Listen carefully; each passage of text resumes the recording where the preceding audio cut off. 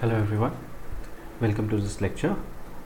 In this lecture, I would make an attempt to derive from first principles the so-called Gauss law, which you all are familiar with on the application part. So we'll try to derive this right from the very first principles, right from the basic equations that we are aware of. So the first equation that we'll be using here is of course the Coulomb's law. So let's say I want to find out, let's say I'm having 2 point charges Q1 and Q2, and I want to find out what is the force of attraction or repulsion between these two charges. If I don't mention any sign on these two charges, then we'll have to assume by convention that both the charges are positive. So in that case, both the charges, they are going to repel each other.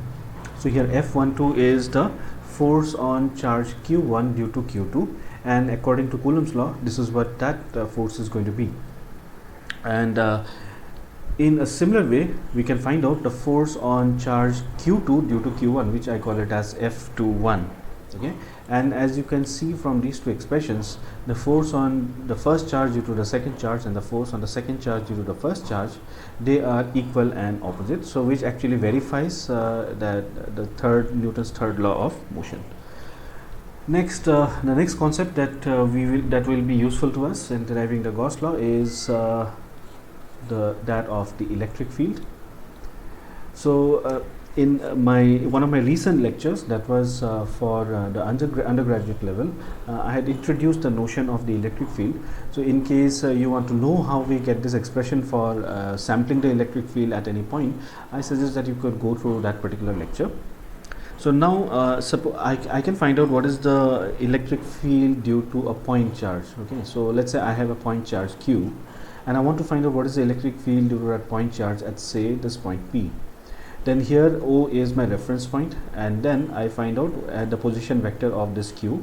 That position vector of Q, I write this as R prime, and the point where I'm trying to find out the field, that point's position vector, I call it as R. So the separation vector between these 2 points is R minus R prime. So the electric field E is going to be a function of R. So now there are 2 kinds of position vectors. One is an unprimed position vector, and the one is a position vector which is primed. Just to spell out the difference between these two, the convention is generally we use the prime to indicate the source point, that is if there is a charge or if there is a current.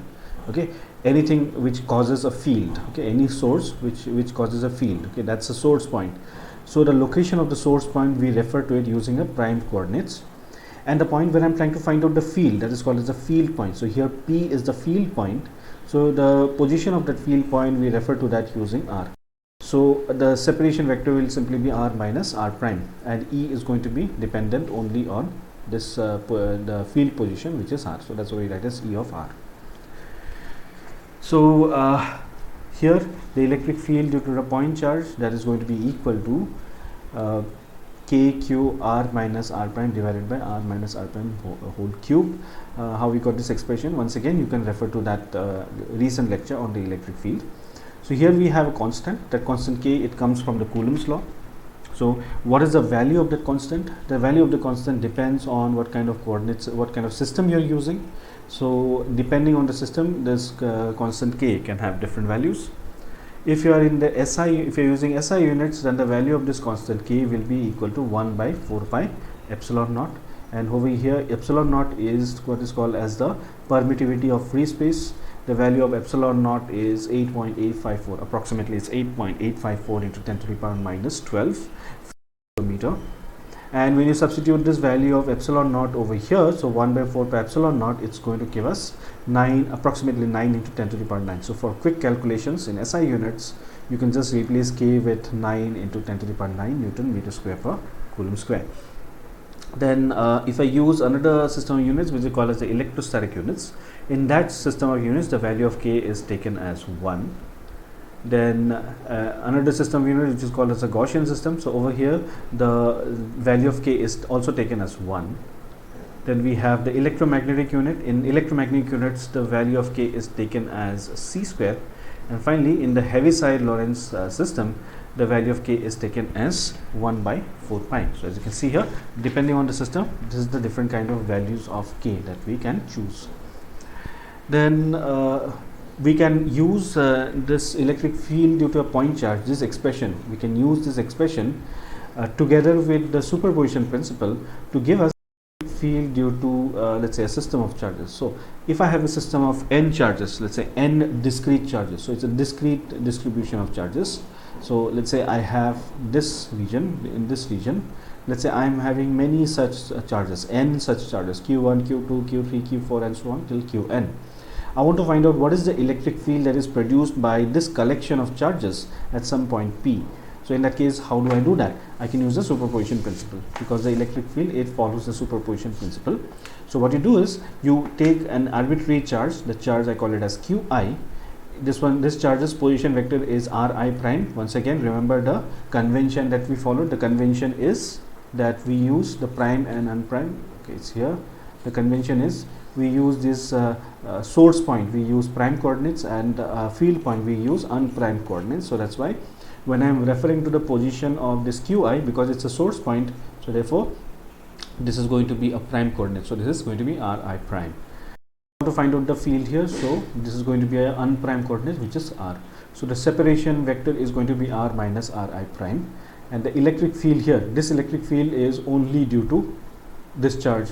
Because if you remember the superposition principle, when you're trying to find out the total field at any point, what you have to do is you have to find out the electric field due to one charge by ignoring all the other charges. So this is going to be the electric field which would be produced by this charge alone, okay, assuming that all the other charges disregarding the presence of all the other charges. So we find out the electric field due to any one arbitrary charge, and then we just have to integrate, we just have to take the sum, the vector sum over all these different charges, because the electric field is a vector field. So when you apply the superposition principle, we find that the electric field is going to be the summation of this ei, and when you substitute the value of ei, it's 1 by 4 pi epsilon dot qi into r minus ri prime divided by r minus ri prime whole cube modulus whole cube, and you're taking the summation over all the charges, that is I goes from 1 to n. So this is the electric field due to a discrete distribution of charges. Now you can apply a similar idea to find out the electric field due to a continuous distribution of charges. So if I have a continuous charge distribution, like for instance as here, so we have, let's say, some volume, okay, that volume, let's say, is tau, okay, so we have some volume tau, and inside this volume there is going to be some charge density rho. Then we want to find out the electric field here due to this charge density. So how do we go about doing that? Again, we choose the origin. Then what we do is, this entire volume we divide this into small charge elements. So we have a small charge element, this contains some small charge, infinitesimally small charge dq. The extent of this charge distribution is some volume d tau prime, okay, and in this region the charge density is rho r prime, okay. Then we treat this as a single point charge, just like how we had here, just like how we had the ith charge here. In a similar way, we consider this to be like a point charge, and we use the Coulomb's law. So we use the Coulomb's law. We had used the Coulomb's law to find out the electric field due to a point charge. So we use that to find out the electric field due to this point charge, and that electric field is also going to be infinitesimal. That is, if the charge is dq, this field is going to be dE at this point r. Now it's just a matter of integrating over this volume, integrating dq with respect to this volume. So this also is using the superposition principle. So here the infinitesimal charge that we have, that is dq, it will simply be equal to the volume charge density times the whatever is the infinitesimal volume, so rho into d tau prime. And then we apply the superposition principle, and applying the superposition principle, this gives us E is going to be simply your integrating dE taken over tau, and when you substitute the value, so what is going to be dE? dA is equal to 1 by 4 pi epsilon naught dq into r minus r prime divided by modulus r minus r prime whole cube, and dq is rho d tau prime. So substitute here. So this is the expression for the electric field for the continuous charge distribution. So this is what we get. Okay, so this basically tells us a summary of how we can find out the electric field. Now let's move forward.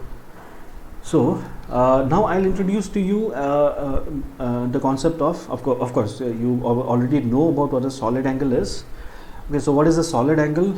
Okay, so let's say I have some area, okay, some surface area. That surface area is S, and this surface area, it subtends what is called as a solid angle. So solid angle is a three-dimensional counterpart of the plane angle. So we already know what a plane angle is. Plane angle is arc length divided by the radius.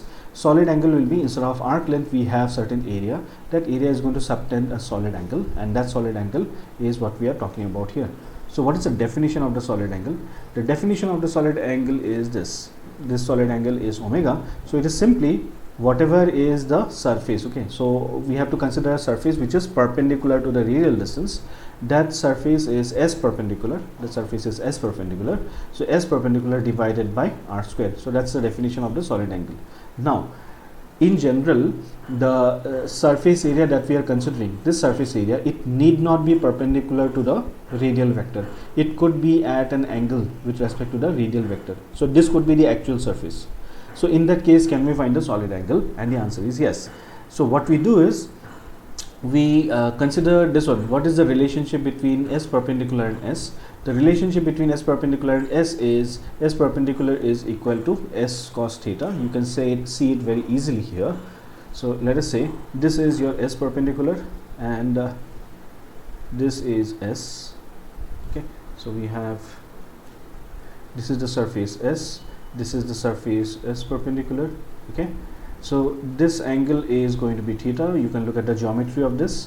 Here r is the radial unit vector along the radial direction, and n cap is the so r cap is the radial is the unit vector along the radial direction, and n cap is the normal to this surface s.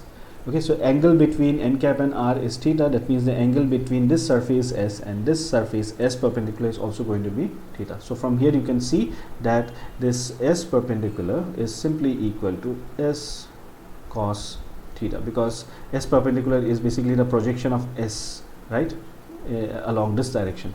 So that's why we substitute over here. So this becomes, s perpendicular becomes s cos theta divided by r square.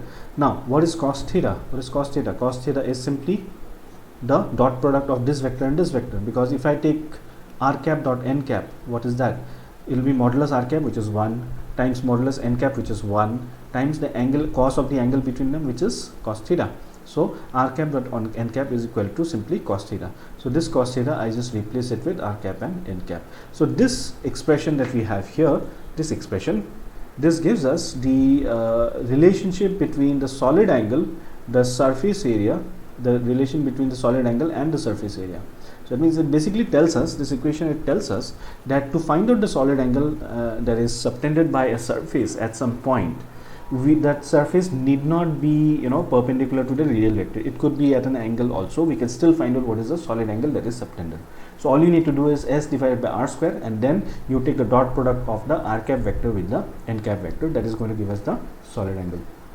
Now because this solid angle, it depends on this dot product, and as you can know, as you know that the dot product can be both positive and negative. So it is possible that the solid angle could also be positive or negative. So it all depends on what is the direction of n cap that we choose. And you know very well that if I have a surface, the n cap vector could be either this way or it could be this way. So depending on what is the direction of n cap, your solid angle which is subtended by a surface, it could either be positive or negative.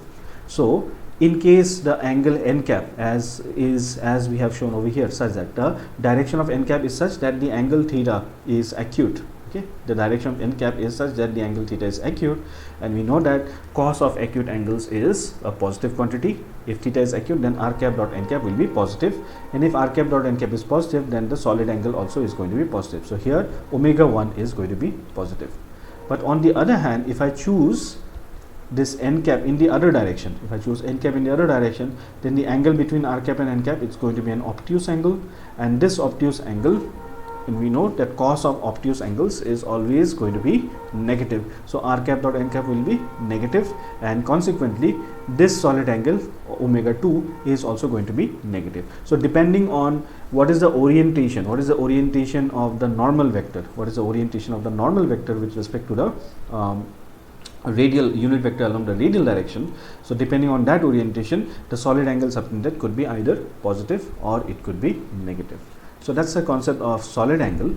Now moving forward, I'll introduce again the concept of electric flux. Okay, so what is electric flux? You are already familiar with the idea of electric flux. Electric flux is the surface integral of the electric field. Okay, to put it simply, electric flux is the surface integral of the electric field. So take any surface, find out what is the electric field passing through that surface, then just take the surface integral of the electric field taken over its surface. That gives you the flux. So if let's say I have some surface area A, then n cap is the normal vector, is a unit vector along the normal to this surface area A, and let's say E is the electric field, then the flux, which is represented as phi, the flux through the surface will be simply E dot n cap into A, E dot n cap into A. So that's the electric flux. So now why are we introducing all these diverse the solid angle, electric flux and so on? The reason is there is a relationship between electric flux due to a point charge and the solid angle. Okay, there is a relationship between the flux due to a point charge and the solid angle, and we are going to exploit this relationship to easily derive the Gauss law. Okay, so let us say I have a point charge. Okay, let's say I have a point charge Q, and there is an infinitesimal surface element dA, and this surface element is at a distance r from this point charge Q. Then this point charge Q is going to set up an electric field at this point, and electric field is of course is going to be in the radial direction. So we have a radial direction r cap, and then this surface, it could be of any orientation. This surface could be, it will have a normal direction. So n cap is the unit vector along the normal, so that's a n cap. Okay, and this surface is going to subtend some solid angle at the point charge itself.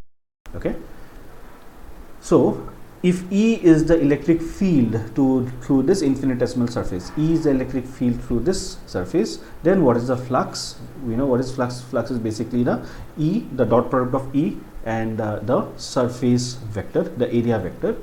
So the infinitesimal flux, the infinitesimal electric flux through this surface will simply be equal to E dot n cap into whatever is the area. So I have just used this formula here, the same formula I have just used here. Only difference is here in general it's some area, and here it is an infinitesimal area. Otherwise the idea is exactly the same. So this gives us the flux. This gives us the teeny amount of flux that we have through this surface. So now what is the electric field? Because after all we can find out what is the electric field. That is given by the Coulomb's law, right? The electric field that is given by the Coulomb's law, which is equal to this. So we can find out the electric field, and what is the electric field? That electric field is equal to kq by r square. So 1 by 4 pi epsilon naught charge, which is q, divided by r square. And what will be the direction of the electric field? The direction of the electric field will be r cap. So this is your basically your electric field. Okay, so now this what I do is q by 4 pi epsilon naught, I take it outside. This q by 4 pi epsilon naught, I take it outside. So what is left behind is dA by r square. So dA by r square into r cap dot n cap. So area by r square into r cap dot n cap. Area by r square into r cap dot n cap. We have already seen area by r square into r cap dot n cap. This is nothing but the solid angle which is subtended at that point. So this is nothing but this quantity that we have here, this quantity, it is nothing but this solid angle. So the tiny amount of flux which is passing through this, that flux is equal to q into the solid angle. Okay, so if you want to find out what is the flux through this area, all you need to do is multiply the q with the flux and divide by 4 pi. That's all. Okay, so that gives us the relationship between the flux and the solid angle. Okay, a very simple relation but a very powerful relationship. So because the solid angle can be positive as well as negative, so therefore the flux through a surface could also be positive or negative. So in case let's say we have the n cap direction, n cap is this way, the angle between n cap and r cap, if it is acute, then the flux will be positive. If the angle between n cap and r cap is obtuse, then the flux is going to be negative. Okay, as we had seen in the previous two cases. Okay, so this is the relationship between flux due to a point charge and the solid angle which is subtended at the point charge. So now we come to the Gauss law. Finally we come to the Gauss law. So what we do is, let's say we consider a point charge and a closed surface. Okay, so I have a point, I give you a point charge and I have I give you a closed surface. Okay, it could be an imaginary closed surface. It need not be a real closed surface. It could be an imaginary. It could be a figment of your imagination. So now there are two possibilities. The first possibility is that the point charge could exist inside the closed surface, and the second possibility is the point charge could exist outside the closed surface. So from here we'll get two cases. Let's take the first case. The first case is when the point charge Q, it lies inside this closed surface S, as in this case. Okay, you can see here we have a closed surface. This is a closed surface S, and there is a point charge Q which is inside. Okay, so now let's say we have an infinitesimal area here. Okay, at this infinitesimal area, you see this is the radial direction, unit vector along the radial, and this is the normal vector.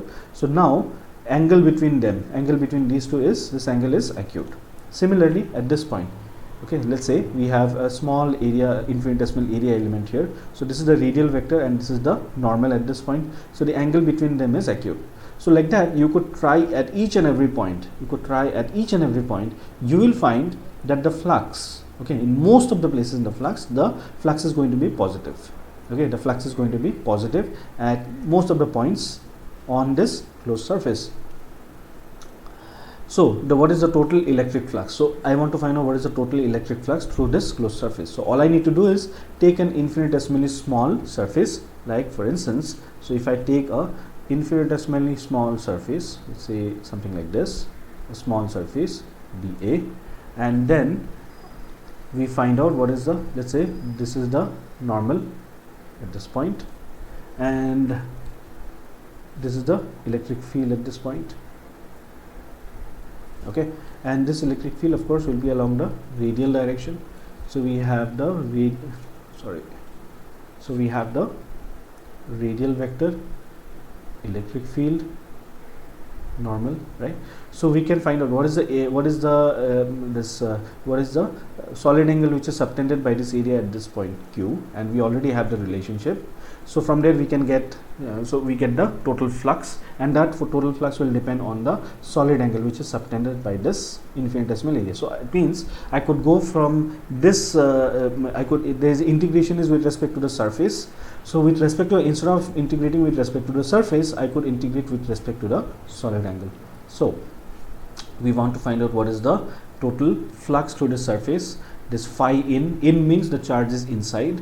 So it's going to be E dot n cap into dA, and E dot n cap into dA we already saw.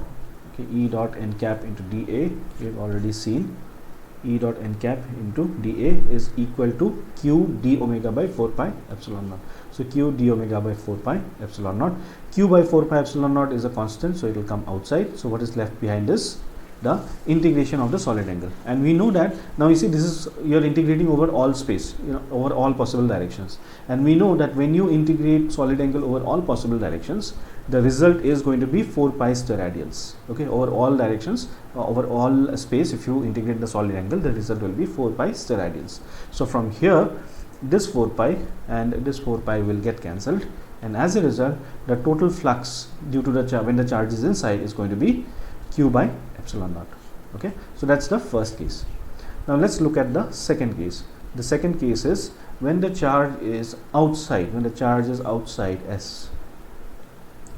Okay, so here is a scenario where the charge Q is, this is the closed surface S, the charge is outside. So now again in the same way, okay, we find out the electric field here and the electric field here. So here this is the radial direction, here this is the radial direction, over here this is the normal, and over here this is the normal.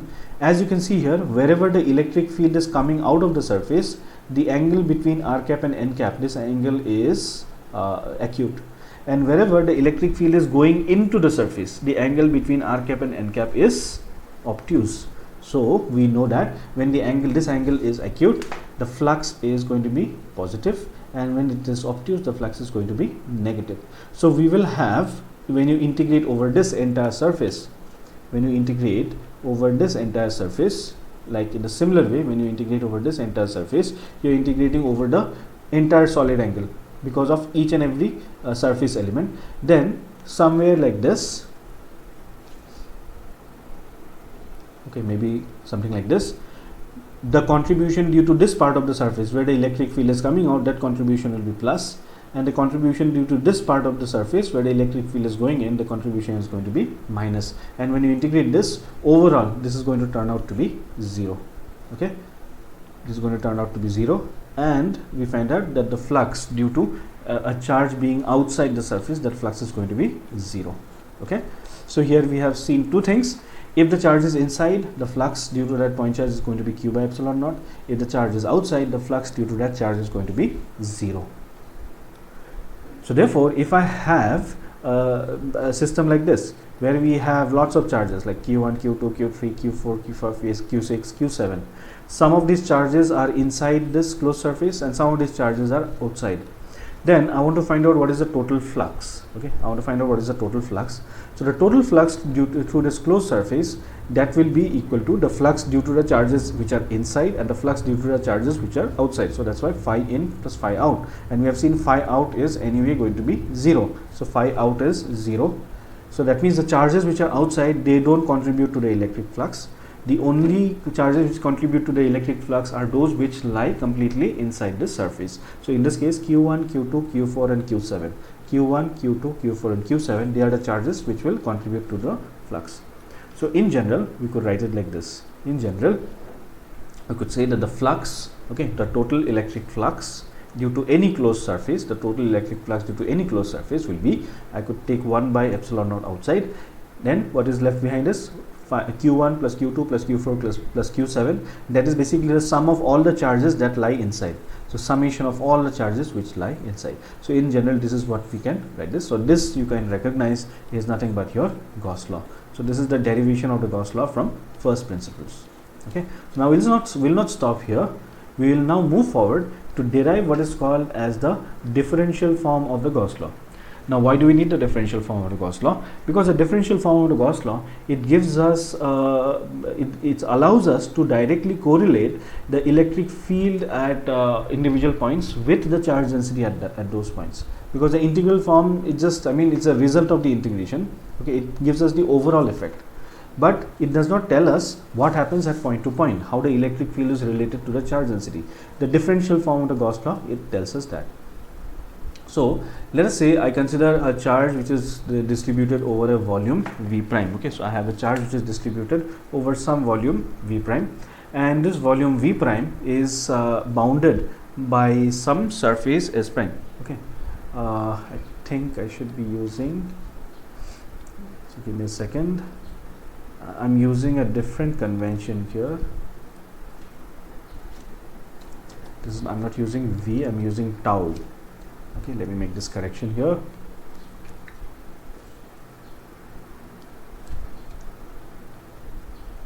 Okay, tau prime and tau.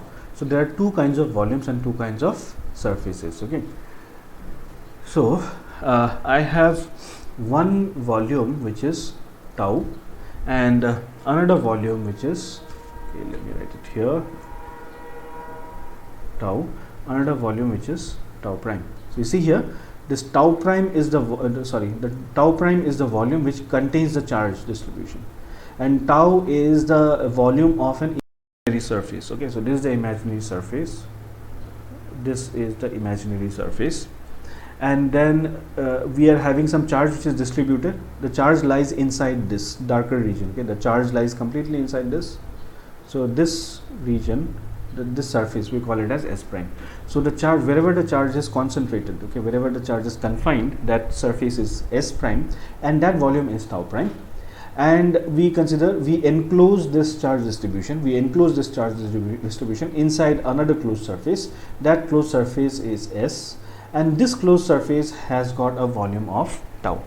Okay, so now this is going to be a small charge element. Okay, so this is some small charge element, so let's say dq, and this has got some volume d tau prime. This charge element, it's got some volume d tau prime, and this has got a position vector because this is a source. Source means we have to use the prime coordinates, so this one's position vector is r. Okay, and this is where we are trying to evaluate the electric field, so this one's position vector, I'll call it as r. So we have a small area element. Okay, so we have some small area element over here, and at this area element we find out, let's say this is the normal vector, and this area element, let's say we call it as dA, and here this is the normal to this surface, and then here this is the electric field. Okay, the electric field as a function of r, not r prime. Okay, so this is the scenario that we have. Okay, so we have the charge which is concentrated within this region, the total charge concentrated within this region, and this total charge I enclose inside another surface, and this surface is called as a Gaussian surface. This surface is essentially, it's a imaginary surface. We have to imagine a surface which encloses that volume which contains that the actual volume which contains that charge. Okay, so by Gauss law, by Gauss law, this is what we have. We just derived the Gauss law.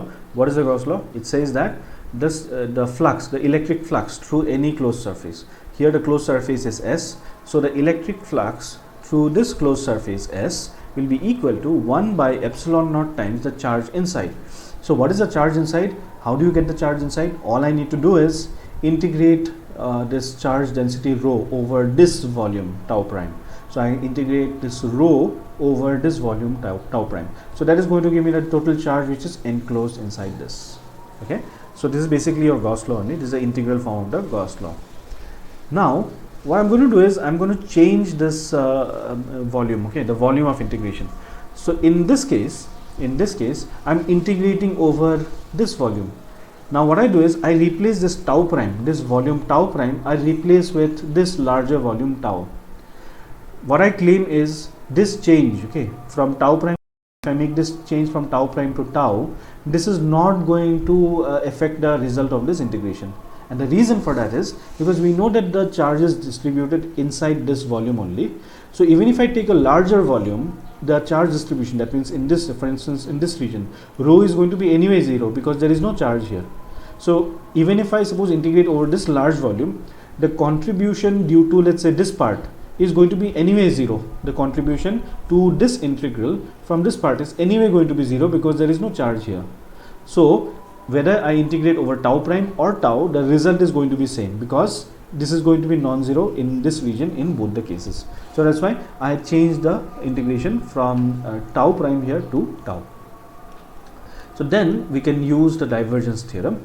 We use the divergence theorem and we write this in this way. So what does the divergence theorem say? It says that in the previous lecture you've already seen. So if the surface integral of the flux of any vector field over any closed surface is equal to the volume integration of the divergence of the same field. So this is electric field over this surface S. So that will be equal to the divergence, the volume integral of the divergence of the electric field taken over the volume which is contained by S, which is going to be tau. Okay, so this is what we get. I take the epsilon naught inside, so we have this. And if you look at this expression, we find that this d tau is arbitrary. So if d tau is arbitrary, that means the integrands must be equal. Okay, so if the integrands are equal, that means divergence of E is equal to rho by epsilon naught. And this is the differential form of the Gauss law. So with this we come to the end of this lecture, where I have derived the Gauss law from basic principles and then went forward to obtain the differential form of the Gauss law. Thank you.